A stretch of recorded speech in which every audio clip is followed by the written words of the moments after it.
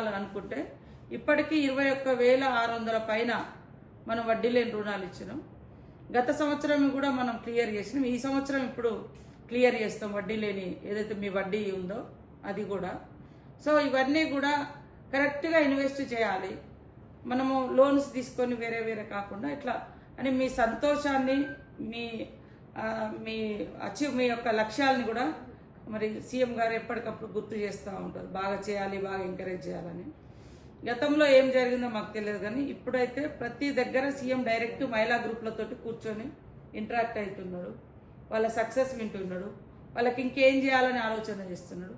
రాత్రి కూడా క్యాబినెట్ అయినప్పుడు మహిళలకు గోడామ్స్ కూడా ఇవ్వాలి. ఇప్పుడు ఐకేపీ మనము అది ఏమంటారు పాడి కొనుగోలు దగ్గర మనం కొంటున్నాము. ఎక్కడ పడితే అక్కడ వేసుకుంటున్నారు. పాపం తడిసిపోతే కష్టమో నష్టమో కూడా మీకు ఇబ్బంది అవుతుంది. కాబట్టి గోదాములు కూడా నిర్మాణం చేసి ఉమెన్ గ్రూప్స్కి ఇవ్వాలి. వాళ్ళు రైస్ మిల్స్ కూడా ఇవ్వాలా అనుకోవడం జరిగింది. రైస్ మిల్స్ ఎంత అంటే ఎట్లా నా ఆలోచన.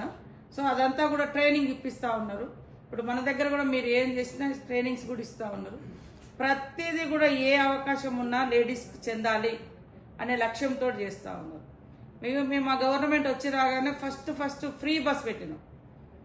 ఆ ఫ్రీ బస్సులో చాలా విమర్శలు కూడా ఎదుర్కొంటున్నాం. కొంతమంది అయితే ప్రత్యేకంగా ఉమెన్స్ తోటి ప్రత్యేకంగా వాయిస్ తీసుకునే ఈ బస్సు వద్దు, ఇది ఎందుకు, అది ఇది అని అంటున్నారు. మీరు అందరు కూడా చర్చ చేయాలి. అంటే ఒక గవర్నమెంట్ లేడీస్కి ఒక ఫెసిలిటీ, ఒక ఫ్రీ, అంటే మనము ఎటంటే అటు ఇంటికి చుట్టాల వారికి అమ్మగారింటికి మనకు ఏదైనా వెళ్ళడానికి డబ్బులు లేకుండా వెళ్ళి రావడానికి మనం ఏది కొనాలన్నా డబ్బులు కావాలి. బస్సు ఎక్కాలన్నా డబ్బులు ఉంటేనే ఎక్కడిస్తారు, ఉట్టిగా ఫ్రీగా ఎక్కించేది కాదు ఒకప్పుడు.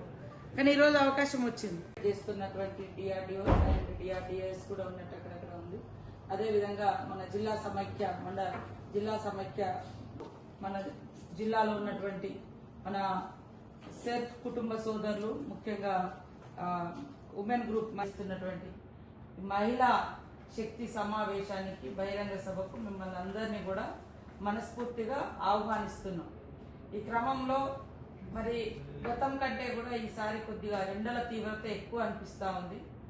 మరి అదే కాకుండా సాయంత్రం పూట మనం మీటింగ్ పెట్టుకున్నాం. సో పొద్దున బయలుదేరేటప్పుడు ఎండ ఉంటుంది, సాయంత్రం ఇంటికి వెళ్ళేటప్పుడు బాగా చీకటిగా ఉంటుంది. ఈ క్రమంలో మరి డిఆర్డిఓస్ కానీ జిల్లా సమైక్య అధ్యక్షురాలు కానీ పర్సనల్ కేర్ అనేది మనం తీసుకొచ్చే వాళ్ళ మీద ఏర్పాటు చేసుకోవాలి. వాళ్ళే వస్తారు వాళ్ళే పోతారని కాకుండా ఖచ్చితంగా ఇందాక దివ్య గారు చాలా సూచనలు మీకు చెప్పడం జరిగింది. వాటన్నింటినీ కూడా ఫాలో అవుతూ ఏం కాదులే వాళ్ళు పెద్ద అందరికీ అదొక భరోసా. ఎందుకంటే గతంలో ఎంతో మంది చనిపోయారు, ఎవరు పట్టించుకోలేరు. కానీ ఈరోజు సీఎం గారు ప్రత్యేక దృష్టి పెట్టి చనిపోయిన మన మహిళా సంఘం సభ్యురాళ్లకు 10 లక్షలు ఇన్సూరెన్స్ ఇస్తున్నాం, బీమా కూడా ఇస్తున్నాం. మీరు తీసుకున్న లోను చనిపోయి ఉంటే అది కూడా ఇస్తున్నాం. అట్లనే మరి ఓల్డ్ ఏజ్లో వాళ్ళకు అవకాశం లేకుండా ఇప్పుడు మీరు కానీ నేను కానీ 60 దాటిన తర్వాత సభ్యురాలుగా ఉండొద్దు అంటే పాపం వాళ్ళ వయసులో ఉన్నారు. ఓల్డ్ ఏజ్ వచ్చినప్పుడే వాళ్ళకి సెక్యూరిటీ, వాళ్ళకు ఒక సపోర్ట్ అవసరం. ఎంత లేదనుకున్నా అందరం ఇక్కడ వంట రూమ్ల వైపు చూడాల్సిన వాళ్ళమే.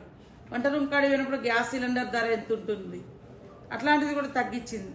ఇట్లా వాటితో పాటు ఇప్పుడు అన్ని బిజినెస్లన్నీ కూడా ఐడెంటిఫై చేసి ఒక ఆదానో అంబానో చేసుకునేటువంటి సోలార్ పవర్ ప్లాంట్ పెద్ద బిజినెస్ పర్సన్స్ చేసుకునేది ఇవాళ మహిళా గ్రూపులకు రాబోతుంది. ప్రతి జిల్లాకు 2 మెగావాట్ విద్యుత్, సౌర విద్యుత్తును మహిళలకు ఇస్తున్నాం.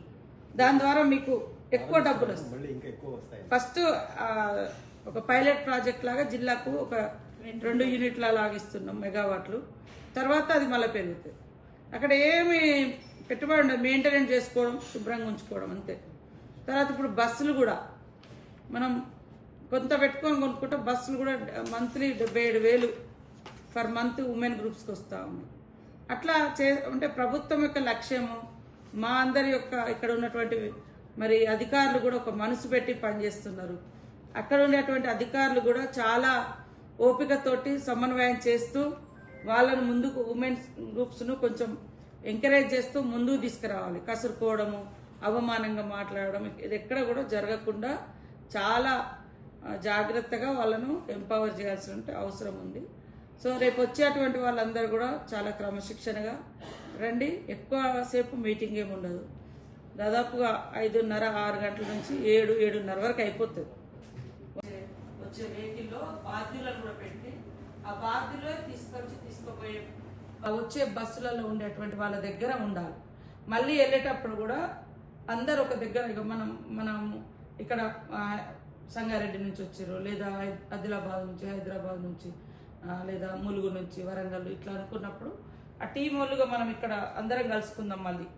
లేదా కూర్చుంటప్పుడే మీరు మీటింగ్లో ఒకే లొకేషన్ సెలెక్షన్ చేసుకొని అక్కడే కూర్చొని వెళ్ళేటప్పుడు అందరం కలిసి వెళ్ళేటట్టు అట్లా మంచిగా టీం వర్క్ చేసుకోండి. వచ్చేటప్పుడు కూడా ఫుడ్కి సంబంధించి కానీ వెళ్ళేటప్పుడు కూడా మళ్ళీ వెళ్ళేటప్పుడు రిటర్న్లో మీకు ఎక్కడ దగ్గర ఉంటుంది ఫుడ్ అరేంజ్మెంట్స్ అది కూడా మరి మీరు అందరూ అది ప్లాన్ చేసుకోండి. అదేవిధంగా మరి ముఖ్యమంత్రి గారు, సీఎం గారు వెరీ బిజీ షెడ్యూల్ ఉన్నప్పటికి కూడా వారు ప్రత్యేకంగా చాలా చోట్ల మహిళలతో ఇంటరాక్ట్ అవుతున్నారు. మహిళలను చాలా అభివృద్ధి పదంలోకి తీసుకురావాలనేటువంటి లక్ష్యంతో ప్రధానంగా మహిళలను ఆర్థికంగా బలోపేతం చేస్తే ఈ రాష్ట్రం కూడా అభివృద్ధి చెందినట్టే అనే భావనతోటి అనేక వర్క్స్ కూడా మహిళలకే ఇవ్వాలి అని అప్పచెప్తా ఉన్నారు. దాంట్లో మనం మహిళా సంఘాల నుంచి అత్యంత ప్రాధాన్యత ఇవ్వడం జరుగుతుంది. ఈవెన్ జనరల్గా ఏదైనా కాంట్రాక్ట్ వర్క్ ఉంటే మేము కార్యకర్తలకు ఇచ్చుకుంటా ఉంటాం, పొలిటికల్ లీడర్స్ పరంగా. కానీ ఇవాళ అమ్మ ఆదర్శ పాఠశాలలు కానీ లేదా ప్రైవేట్ ఏజెన్సీలు రాకుండా కుట్టు మిషన్ అంటే బట్టలు కుట్టే వర్క్ కూడా డైరెక్ట్గా మహిళా సంఘాలకు ఇచ్చి మహిళలకు ఇవాళ పెట్రోల్ బంకులు, ఇందిరా మహిళా శక్తి క్యాంటీన్లు ఇట్లాంటివన్నీ కూడా వేరే పర్సన్స్ పెట్టుకోవడానికి అవకాశం ఉన్నా మిమ్మల్ని ఎక్కువ ప్రోత్సహించడానికి, మీరు బాగుపడడం అంటే ఒక కుటుంబం బాగుపడ్డట్టు, ఒక సమాజం, ఒక తరం బాగుపడ్డట్టు అని ఉద్దేశంతో మనం 20,000